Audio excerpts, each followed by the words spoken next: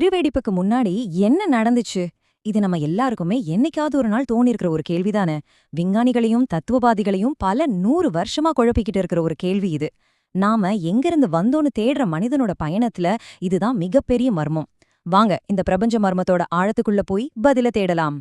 சரி, இந்த மர்மத்தை புரிஞ்சுக்கிறதுக்கு முன்னாடி வாங்க ஒரு சின்ன கற்பனை பயிற்சி செஞ்சு பார்ப்போம். ஒரு நிமிஷம் எதுவுமே இல்லைன்னு கற்பனை பண்ணி பாருங்க. நான் சொல்றது இருட்டையோ அமைதியையோ இல்ல வெறும் காலி இடத்தையோ கிடையாது. ஏன்னா காலிய இடம்னு சொன்னா கூட அது ஏதோ ஒண்ணுதானே. நாம கற்பனை செய்ய வேண்டியது ஒரு முழுமையான சூன்யம். அதாவது நட்சத்திரம், கோள்கள், வெளிச்சம், ஏன் நேரமும் வெளியும் கூட இல்லாத ஒரு நிலை. யோசிக்கவே கஷ்டமா இருக்குல்ல.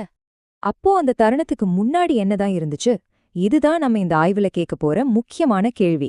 நாம இப்போ ஒரு பிரபஞ்ச துப்பறியும் கதையில இறங்க போறோம். தடயங்களை வச்சு சாட்சியங்களை ஆராய்ஞ்சு உண்மையை கண்டுபிடிக்க முயற்சி பண்ணுவோம். ஓகே, எந்த ஒரு நல்ல துப்பறியும் கதையிலையும் முதல்ல என்ன பண்ணுவோம்? சாட்சியங்களை சரியா புரிஞ்சுக்கணும் இல்லையா? வாங்க, பெருவெடிப்பை பத்தி நம்மள பல பேர் தப்பா புரிஞ்சுக்கிட்ட ஒரு விஷயத்த முதல்ல சரி பண்ணிடலாம். நிறைய பேர் என்ன நினைக்கிறாங்கன்னா, பெருவெடிப்புங்கிறது ஒரு வெடிகுண்டு மாதிரி, ஏற்கனவே இருந்த ஒரு இருட்டான இடத்துல டமால்னு வெடிச்சதுன்னு. ஆனா உண்மை அது இல்ல. அது வெளிக்குள்ள நடந்த வெடிப்பில்ல, வெளியேயே உருவாக்குன ஒரு வெடிப்பு. ஒரு பலூனை ஊதும்போது எப்படி அது மேல இருக்கிற புள்ளிகள் எல்லாம் ஒன்ன விட்டு ஒன்னு விலகி போகுதோ, அதே மாதிரிதான் நம்ம பிரபஞ்சம் விரிவடைஞ்சுகிட்டே இருக்கு. நம்மளோட துப்பறியும் பயணம், எல்லா தடயங்களும் வந்து நிக்கிற இடம் இந்த ஒருமைதான். இங்கிலீஷ்ல இத சிங்குலாரிட்டின்னு சொல்லுவாங்க. இங்க வெப்பநிலை, அடர்த்தின்னு எல்லாமே கணக்கிட முடியாத அளவுக்கு அதிகம்.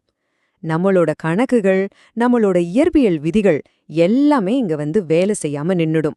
சொல்லப்போனா நம்மளோட துப்பறியும் கருவிகள் செயலிழந்து போற இடம் இதுதான். சரி, நம்மகிட்ட தடயம் நின்னு போன இடத்துல தான் தியரிகள் ஆரம்பிக்குது. நம்ம பிரபஞ்சத்தோட தோற்றத்தை விளக்க விஞ்ஞானிகள் சொல்ற முக்கியமான கோட்பாடுகளை வாங்க முக்கிய சந்தேக நபர்களா பார்த்து ஒவ்வொன்றா விசாரிப்போம். முதல் சந்தேக நபர் ஸ்டீஃபன் ஹாக்கிங்கோட இந்த கோட்பாடு கொஞ்சம் வித்தியாசமானது. இவரோட வாதம் என்னன்னா, பெருவெடிப்புக்கு முன்னாடி என்ன நடந்துச்சுன்னு கேக்குற கேள்வியே தப்புங்கிறது தான். ஏன்னா முன்னாடின்னு ஒன்னு அப்போ இல்லவே இல்லையா. இத ஸ்டீஃபன் ஹாக்கிங் ரொம்ப அழகா சொல்லுவார்.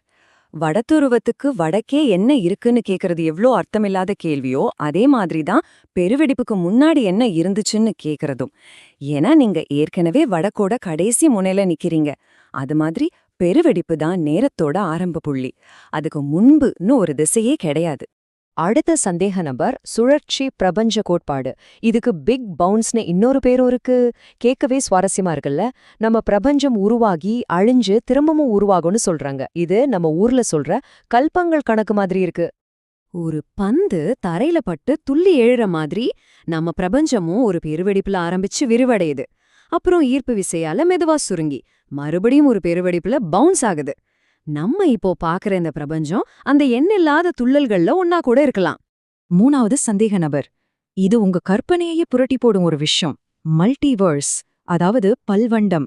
இந்த கோட்பாட்டின்படி நம்ம பிரபஞ்சம் இந்த உலகத்துல ஒண்ணு மட்டும் இல்ல, நம்மள மாதிரி எண்ண முடியாத அளவுக்கு பல பிரபஞ்சங்கள் இருக்கலாம்.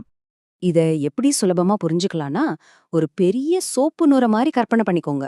அதுல ஆயிரக்கணக்கான சின்ன சின்ன குமிழிகள் இருக்கும்ல, அதுல ஒரு குமிழிதான் நம்ம பிரபஞ்சம். ஒவ்வொரு குமிழிக்கும் வேற வேற இயற்பியல் விதிகள் இருக்கலாம். நம்ம குமிழிக்கு வெளியில இன்னும் எண்ண முடியாத அளவுக்கு குமிழிகள் உருவாகிட்டே இருக்கலாம். நாலாவது சந்தேக நபர் சூன்யத்திலிருந்து பிரபஞ்சம் உருவாச்சுன்னு சொல்றாரு. ஏதோ மேஜிக் மாதிரி கேக்குதா? ஆனா இது குவாண்டம் இயற்பியல்ல நடக்கிற ஒரு நிஜமான விஷயம். அதாவது உண்மையான வெற்றிடம்னு ஒண்ணு கிடையாது. அது எப்பவும் ஆற்றலால துடிச்சுக்கிட்டே தான் இருக்கும்.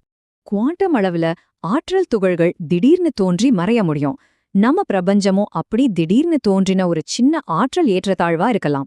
ஆனா அது மறைஞ்சு போகாம ஏதோ காரணத்தால பிரம்மாண்டமா விரிவடைய ஆரம்பிச்சிருச்சு.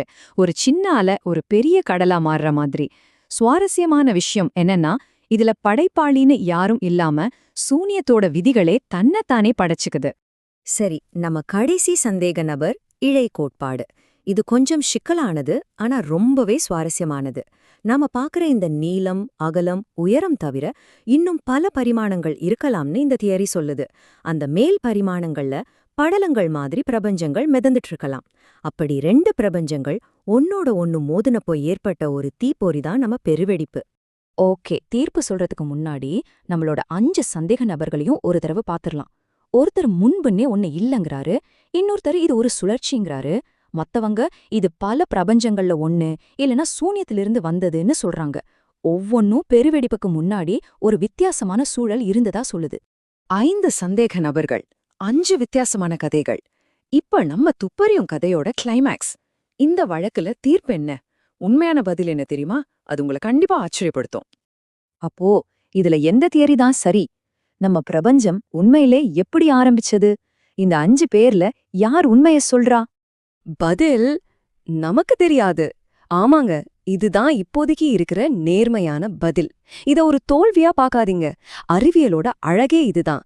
தெரியாத விஷயத்த தெரியாதுன்னு ஒத்துக்கிட்டு அத தேடி போறதுதான். இந்த தேடல் இன்னும் முடியல. ஏன் நம்மளால கண்டுபிடிக்க முடியல? ஏன்னா நம்ம கிட்ட இருக்கிற எல்லா ஆதாரங்களும் ஒரு குறிப்பிட்ட இடத்துல வந்து நின்னுடுது. அதுக்கு பேரு தான் பிளாங்க் நேரம். பெருவெடிப்பு நடந்த ஒரு நொடியோட மிக மிக மிக சின்ன பெண்ணத்துல இருக்கிற ஒரு புள்ளி இது. அந்த புள்ளிக்கு முன்னாடி என்ன நடந்துச்சுன்னு விளக்க நம்மளோட 2 பெரிய தியரிகளும், ஐன்ஸ்டீனோட சார்பியல் கோட்பாடும் குவாண்டம் கோட்பாடும் ஒண்ணுக்கொன்னு முரண்படுது. சரி, இதெல்லாம் விஞ்ஞானிகள் பாத்துக்க வேண்டிய விஷயம்தானே. இதுக்கும் நமக்கும் என்ன சம்பந்தம்னு நீங்க நினைக்கலாம். ஆனா இது ரொம்ப முக்கியமான கேள்வி. ஏன்னா இது நம்மளோட இருப்போட நேரடியா சம்பந்தப்பட்டது. பிரபல விஞ்ஞானி கார்ல் சேகன் சொன்ன மாதிரி, நாம தான் இந்த பிரபஞ்சம் தன்னைத்தானே தெரிஞ்சுக்கிற ஒரு வழி. யோசிச்சு பாருங்க, உங்க உடம்புல இருக்கிற ஒவ்வொரு அணுவும் கோடிக்கணக்கான வருஷத்துக்கு முன்னாடி ஒரு நட்சத்திரத்துக்குள்ள உருவானது. நாம பிரபஞ்சத்துக்கு அந்நியமானவங்க இல்ல. நாம தான் பிரபஞ்சம். சுய நினைவு அடைஞ்ச பிரபஞ்சம்.